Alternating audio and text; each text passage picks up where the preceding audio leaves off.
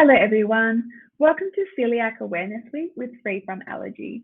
My name is Michelle Kegerin. I'm an accredited practicing dietitian and nutritionist, as well as the founder of the Digesting Co., which is a practice that aims to help our community take back control of their gut health and manage gastrointestinal conditions such as celiac disease. I'm very excited to be here today, so thank you for listening to my presentation on living with celiac disease and endometriosis. But before we begin, I would like to acknowledge the traditional custodians of the various lands on which we meet on today and pay my respects to their elders past and present. On today's agenda, I will be discussing what actually is celiac disease and what is endometriosis. I'll be unpacking the links between these two conditions, and then I'll be going into a lot of detail about the dietary considerations for a person who lives with both celiac disease and endo. My hope is for at the end of this presentation, you would have received some practical tips and tricks that you can start implementing within your lifestyle straight away. I'll also be flagging what to do if symptoms persist and where to go for further support. Firstly, I just wanted to introduce myself. Again, as I mentioned, I am a dietitian, and in 2012, I was diagnosed with celiac disease. It was through my experience of being diagnosed with celiac disease that really inspired me to work in this space. I wanted to be the support for a community that is going to have to live with a lifelong condition. Typically, that condition comes with a lot of confusion and doubt, and can knock your confidence around when you have to make drastic changes to your diet. So that really inspired me to see clients in clinics face-to-face and online to help them support them with their gut health. Also, while we're getting personal, I am a dog person, in case you were wondering. I'm sure no one was. And my favorite food is hot chips, which is sophisticated, I know. So let's get started with what actually is celiac disease. As I'm sure you already know, celiac disease is an autoimmune condition where the immune system reacts abnormally to gluten, and then this can cause damage to the small intestine. Bear with me, I want to give you a very brief human biology lesson, but essentially in our small intestine, we have these teeny tiny finger-like projections, and these are called villi. When someone who has celiac disease eats gluten, what we see is that these villi become damaged, inflamed, and flattened, which is a huge cause for concern as the villi are essential in nutrient absorption. So when villi become damaged, what we then see is the malabsorption of nutrients, which can then lead to malnutrition, unintentional weight loss, and even cancer in some cases. The only way to manage celiac disease is to follow a strict gluten-free diet. And I just quickly wanted to define gluten because, of course, it's very relevant here, and I will be talking about this throughout my presentation. But essentially, gluten is the protein found in wheat, barley, rye, and oats. I'm very aware of the debate around gluten and oats, but I will not be getting into that today. Now on to endometriosis. Endometriosis is when tissue similar to the lining of the uterus starts to grow outside of the uterus in other parts of the body. Endometriosis is an inflammatory condition, and usually diet advice tends to work towards addressing, reducing that inflammation, as well as managing pain. In my clinic, I see a lot of clients with endometriosis, and our goals tend to center around improving digestion. So it's very common for someone who has endometriosis to experience painful bowel movements. They may experience chronic diarrhea or constipation, and it's my role as a dietitian to support them with that. Please do not try this at home, but a quick Google search of the endo diet will direct you to all sorts of dark corners of the internet where there is a lot of commentary regarding how you should or shouldn't be eating to support endo. Unfortunately, a lot of these blogs, articles, posts, and websites are not evidence-based, nor do they tend to be developed by a health professional. Now, a lot of what we see in these dark corners of the internet is a lot of support for the gluten-free diet and in the context of helping endo. And there have been some studies, there have been some small studies that suggest that perhaps a gluten-free diet may help someone who has endometriosis, especially in the context of reducing pain, but we need far more research before we can start recommending this in practice. Ultimately, we want to avoid cutting out foods or food groups unless it's absolutely necessary to help manage an allergy or a condition or an intolerance. Such as in the case of if you have both endometriosis and celiac disease, then you absolutely should be adhering to a strict gluten-free diet. But if you only have endo, then cutting out gluten isn't necessarily the best pathway for you, and you should see a dietitian in determining who can help you determine what is best for your case. Now, the reason why we're all here, and that is to talk about the intersection between both celiac disease and endometriosis. There is a lot of crossover between the symptom presentation of both of these conditions, which can make it very challenging to diagnose, right? So in Australia, it can take an average of 7 years to get a diagnosis of endometriosis, which always astounds me. And the same can be said for celiac disease as well. On average, it can take between 6 to 10 years to get diagnosed with celiac disease. I know for my diagnostic journey, I was experiencing a lot of symptoms all throughout my childhood, all throughout my adolescence. And I guess now, with the privilege of being a dietitian and knowing what I know now, there were plenty of red flags that should have prompted for testing sooner. Some of the trademark symptoms of endometriosis include painful periods, heavy periods, pain with sex, and then painful urination or painful bowel movements. Whereas for celiac disease, it tends to be unintentional weight loss, delayed growth, or delayed puberty in children. A lot of the similarities, there are so many. They range from fatigue, diarrhea, constipation, bloating, nausea, abdominal pain, and unfortunately also infertility. Now, there is a link between these two conditions, with studies showing that people who have endo also have an increased risk of having celiac disease too. While we don't quite understand why this relationship exists, we can draw parallels between the fact that both have associations to autoimmune conditions, both have underlying inflammatory processes, and then there are also strong genetic ties too. What can we do about it? So what nutrient considerations for someone who lives with both celiac disease and endometriosis, what does that consist of? What nutrients are you at risk of not getting enough of? And what more could you be eating to help manage your pain and other symptoms? Let's start with iron. So for endo, iron is a significant nutrient of concern, as heavy periods can mean you can lose a lot of iron through menstruation.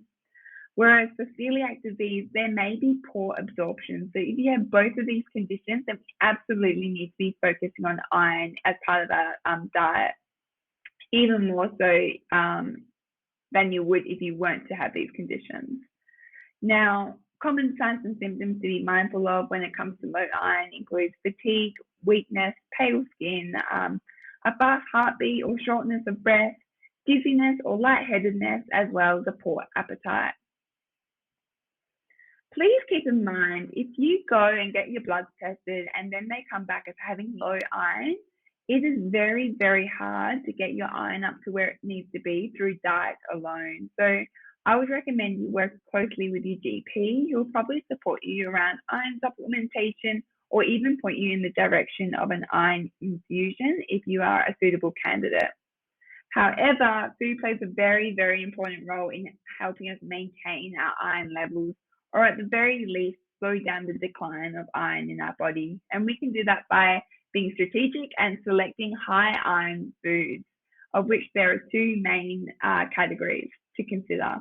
The first one is heme iron. So this is a type of iron that is found in animal sources, and we consider this as the best absorbed iron. Sources include red meat, pork and poultry, salmon and tuna, as well as eggs. Then we have non-heme iron. So these come from our plant-based sources. And while it is still a valid source of iron, we have to eat more of it to match the iron that we otherwise would receive from our heme sources. Non-heme iron sources include kidney beans and chickpeas, tofu, green leafy vegetables such as spinach and broccoli, dried fruit, and iron-fortified whole grains such as bread, cereals, and pasta. Now, one thing to note with iron-fortified whole grains, unfortunately, with gluten-free foods, there aren't many out there. So a lot of the gluten-containing whole grains tend to have iron added to them. There are a few gluten-free options that have this iron fortification, and a dietitian can support you with recommending specific brands around those higher iron whole grains. A little nutrition hack for you, if you were to be consuming something that contains non-heme iron, then you could add a source of vitamin C alongside this to help increase absorption. So what this might look like, you may consider having a glass of orange juice alongside your meal or snack, or adding high vitamin C containing foods such as strawberries, kiwi fruit, capsicum, or tomato. You could also squeeze a little bit of lemon juice or lime juice over your food too. Other practical tips to help boost your iron includes eating regularly. So we all have a nutrient quota, and we will only meet this quota by eating food and eating it regularly, which to me looks like 3 main meals a day with snacks in between. I would also encourage you to focus on trying to have a source of iron at every eating occasion. So every meal or snack, ultimately what that would look like is having a source of protein every time you eat, which is generally recommended anyway, as protein helps keep us feeling fuller for longer. Now, I have noted a few different meal ideas for you, starting off with some heme iron meal ideas. I mean, you really can't go past spaghetti bolognese with a lean beef mince. That is an obvious source of heme iron. Seeing as bolognese typically has quite a high vitamin C content from the tomatoes used in a homemade sauce, then you could add some non-heme iron to make the most of that absorption. So an example of that could be spinach, for example. Sorry, technical difficulties. The next on my list is tuna and beans. So tuna is another great source of heme iron, and the beans will provide you some non-heme iron, adding a little bit of lemon juice to help with that absorption for vitamin C. I have noted salt and pepper. These have almost no effect in this context anyway around iron absorption. That is just there to encourage you to make really tasty and appetizing food.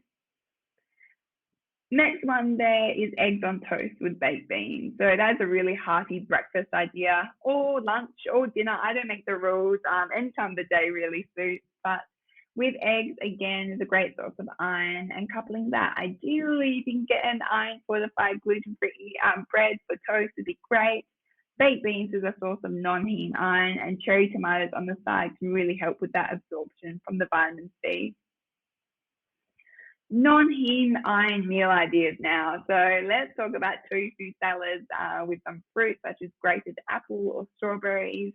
Burritos or burrito bowls where your non-heme iron comes from kidney beans, adding some tomato and lime juice to that for vitamin C and helping with that absorption. I'm just realizing now that meal there, the burrito bowl and burrito, that does not have guacamole written next to it. And I suppose guacamole isn't really relevant in the context of iron, but it is my professional opinion that it absolutely belongs to this meal. Lentil bolognese, again, another great source of plant-based iron and your vitamin C that can help with absorption coming from the tomatoes and capsicum. All right, next up is including anti-inflammatory foods. As I mentioned, both celiac disease and endometriosis, these are both inflammatory conditions. So food can assist in combating this. Starting off with fiber. I will be going into fiber in a little bit more detail soon, but in the context of inflammation, it's a huge player here. There is a lot of research going behind the gut microbiome and the gut microbiome's impact on inflammation, in that if we have a healthy gut microbiome, then that can reduce inflammation around the body. How do we have a healthy gut microbiome? Well, by including fiber from a variety of sources, including vegetables, fruit, legumes, whole grains, nuts, and seeds. Next, we have antioxidants. So again, really wanting you to have a variety of fruits, vegetables, nuts, and seeds as part of your diet. But in this instance, putting an emphasis on vitamin C and vitamin E. So vitamin C sources, I'm again repeating myself, but capsicum, strawberries, and kiwi fruit. I would like to make it very clear though, any type of fruit and vegetable will provide you with vitamin C, and again, variety is important. Sources of vitamin E include sunflower seeds, hazelnuts, peanuts, and almonds too. And then we have omega-3s. So the omega-3s that I really want you to focus on would include EPA and DHA omega-3 fatty acids, and these are the ones that have been linked to reducing inflammation. Sources of these include fatty fish such as salmon and tuna, as well as plant-based sources including chia seeds, flax seeds, and hemp seeds.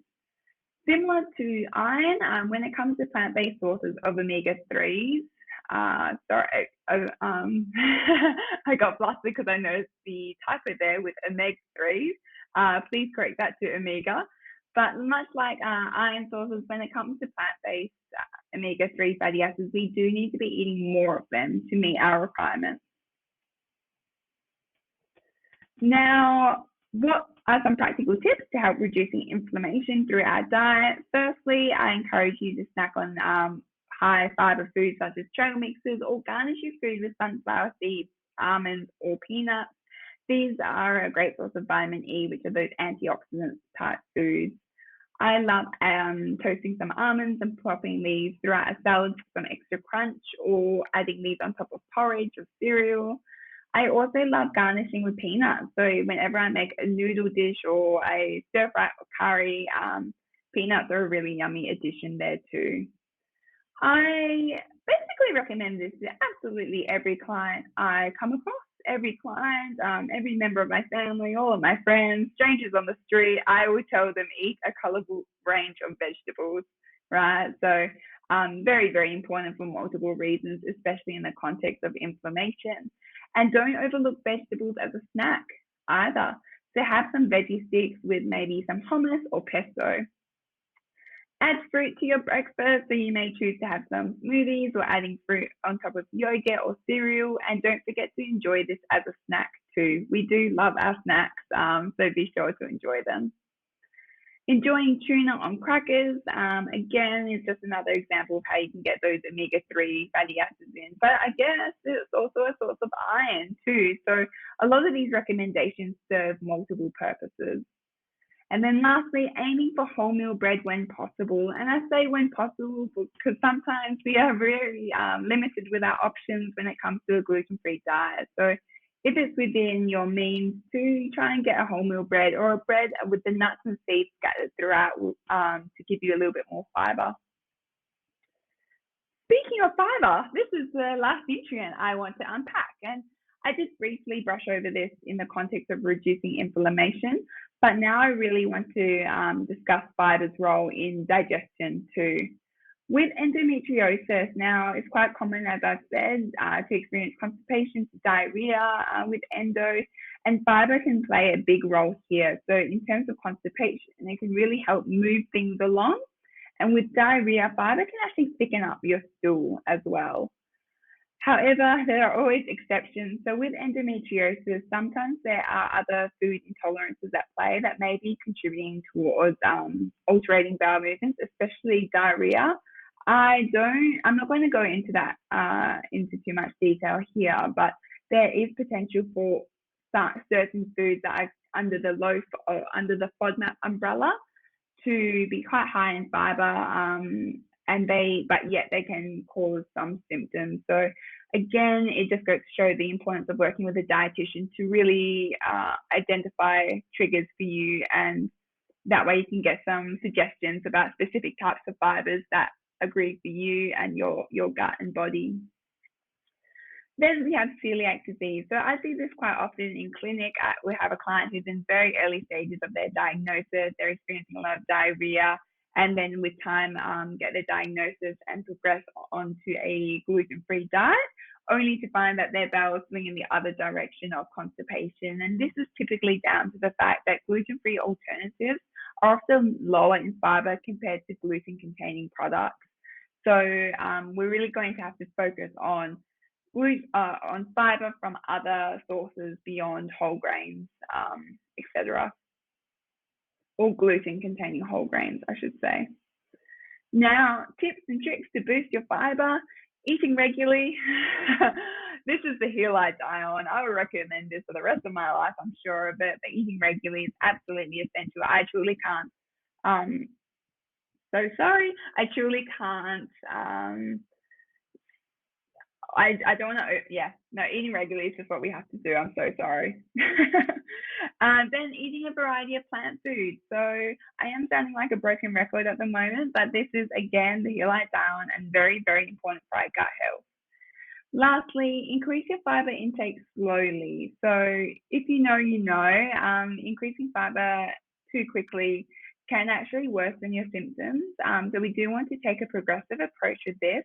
And with any nutrition change, I think it's important not to go from 0 to 100. We want to move away from an all or nothing approach, unless in the context of going gluten-free. Then if you have celiac disease, please go from 0 to 100. With your fiber intake, if you are increasing this, you also should be increasing your water intake as well to make this as comfortable and as smooth as possible. Some fiber-packed snack ideas. So using some fruit and trail mix as a source of fiber with Greek yogurt is a really lovely idea. Again, snacking on fruit, but you could elevate this by adding some nut butter, such as peanut butter or almond butter, to boost that fiber.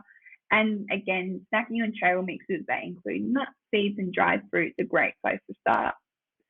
Fiber-packed meal ideas. If you're a parent, you're probably already doing that. This and that is sneaking some veggies into your pasta sauce when the kids aren't looking. You can do this for yourself as well. I know I do this for me and my household, but grating zucchini and carrot into pasta sauces is a really easy way to get those veggies in. Adding mixed frozen veg. These are a really cost-effective and convenient way of getting some plant diversity into your diet. And then also loading a pizza full of veggies ranging from tomato, mushroom, zucchini, and artichoke are some of my personal faves. Now to troubleshooting. So what do you do if you have both endometriosis and celiac disease, yet you've gone on a strict gluten-free diet, however, you're still presenting with symptoms? So firstly, seek support from a trusted health professional. That is and will always be my advice. So you might seek support from your GP, gastroenterologist, or dietitian. Some considerations as to why this may be happening for you. I encourage you to ask yourself, have you avoided all possible contaminants? So are you washing cooking equipment thoroughly, including chopping boards, utensils, plates, cutlery, those sorts of things? Are you using your own toaster? This is such a common cause of contamination for celiacs, is using a toaster that's shared by someone who's using regular bread in the toaster. Also, on that note, being mindful of condiment jars. So using the same butter as your mum, sister, brother who might be using using the same butter but putting their knife in that's just been scraping the regular gluten-containing bread. Communicating to restaurant staff your dietary needs, really, really important to advocate for yourself. And this does take confidence and practice, but it's very important to outline your dietary requirements. And usually restaurant staff, they're very accommodating now. Now, avoiding what I like to refer to as sneaky gluten, and this is the gluten found in surprising places. I'm looking at you, icing sugar. If anyone works in food science, please slide into my DMs and explain to me why gluten isn't icing sugar. I'm very curious. But in all seriousness, this does call for a bit of an audit of the food that you're cooking with every day. So reviewing things like stock powders, herbs and spices, etc. if you are noticing your symptoms are persisting. Now, again, as we've spoken about, there is so much crossover and so many similarities between celiac and endo symptoms, and sometimes even if you do address the celiac and celiac side of things and follow a strict gluten-free diet, symptoms may still persist due to other food intolerances. Then there's also refractory celiac disease, and this is a type of celiac disease that continues to present with symptoms even after following a strict gluten-free diet. Please seek specialist support. In fact, you should be seeking support every step of the way if your symptoms persist. Last but not least, considering the impact of stress and illness on your gut. Living with a chronic condition and a lifelong condition, that is stressful, and I don't want to understate that. So this is really my opportunity to highlight to you the importance of self-care to really soothe your gut and do everything within your control to prevent stress-induced gut symptoms. Lastly, if you're needing support, please reach out. So you do not have to do this alone. As I mentioned, I am the founder of the Digesting Co, and I see clients one-on-one via online consult. So you feel free to reach out. You can check out our website or send us through an email or connect with us on Instagram. Or you can connect with me personally on my own personal Instagram, Girls Gotta Eat. Now, I just want to say a big thank you for watching this presentation. I hope you got something out of it and enjoy the rest of Celiac Awareness Week. Thank you so much.